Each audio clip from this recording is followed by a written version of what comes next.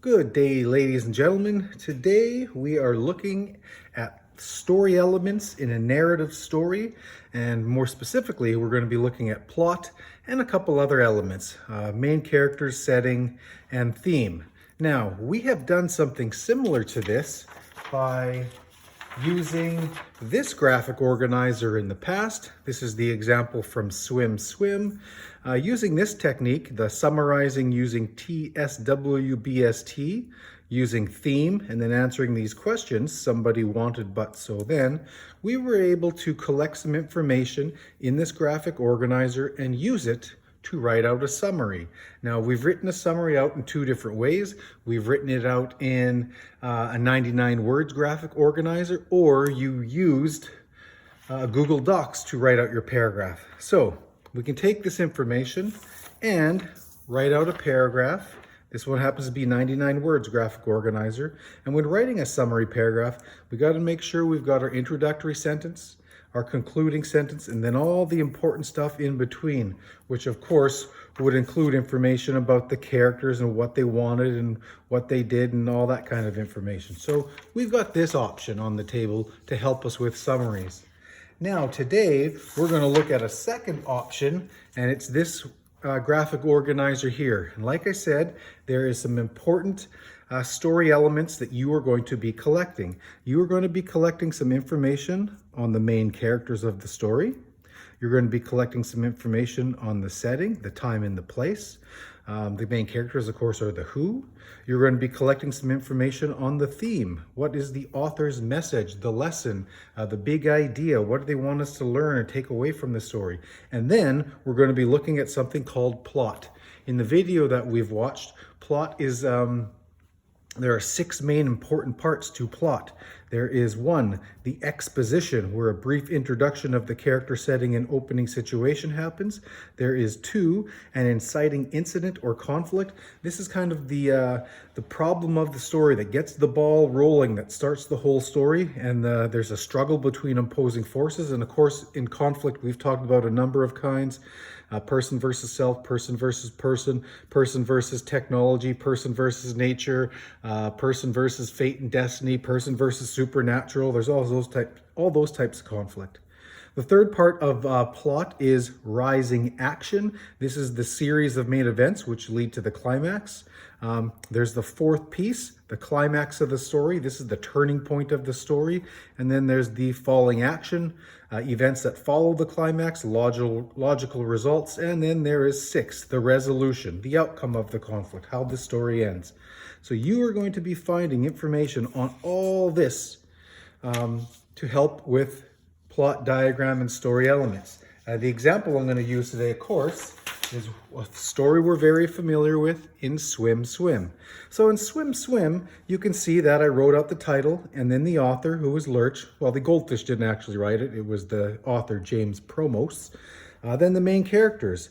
I said, I wrote down their names and then a little blurb about each one. So Lurch, the lonely goldfish looking for a friend. The cat, helpful, possibly named Yummy. Dinah, the new friend, falls in love with her. Now, the setting of the story, I talked about the aquarium and the fishbowl. That's the place. The time, I figured out the time was probably during daytime because it was so brightly lit and bright colors used. And then specifically, I figured it was in the living room or a bedroom because that's usually where fish are kept. You don't usually keep your fish in the kitchen or in the bathroom, so it just made sense to go living room or bedroom. Now, like I said, there are 6 main parts. The exposition, a brief introduction. We are introduced to Lurch, whose first words are, "I'm lonely." He is in an aquarium looking for a friend. The second piece is the inciting incident or conflict. This is a person versus self storyline. Lurch is lonely and is searching for a friend, for a companion. He tries to remain positive but succumbs to sadness for a little while.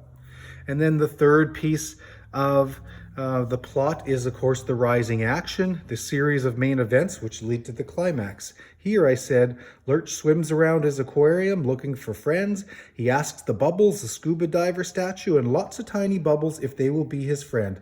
No one responds to Lurch, and he is at a very low point and is really sad.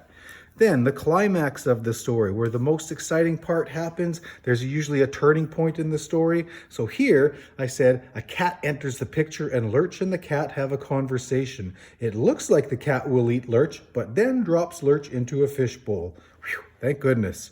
Then there is number 5 of the plot, the falling action, the events that follow the climax. Lurch locks eyes with another fish named Dinah. They fall in love instantly. We know this because of the heart emoticons that appear, and they're holding fins and all that kind of stuff. Resolution, outcome of the conflict. Lurch and Dinah swim around the bowl, making googly eyes at each other, even hold fins. Not only has Lurch found a friend, but he has also found a true love and is no longer lonely. So you can see I've got the 6 pieces of the plot. And then finally, we want to talk about the author's message, the lesson, message, theme, big idea.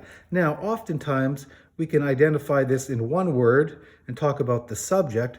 We know the subject of this story is friendship, kindness, and love, but those are just one single words. Those are just subjects. When we're talking about theme, we got to take that subject and expand it out. We got to stretch it out. We got to make it more than just one word. So here's what we did. Theme, there is a friend out there for everyone. Kindness, show kindness to others, lend a hand to those in need. Love, love at first sight is indeed a real thing. So you can see we've got 3 different themes that are explored in this beautiful, beautiful story. So there you have it, folks. That's how we can use the plot diagram graphic organizer to collect information and help us create and write out a summary. That's what you're going to be doing today with this wonderful, wonderful science fiction story called All Summer in a Day by Ray Bradbury. It's one of my favorite science fiction stories, and I think you're going to enjoy it. Let's do this.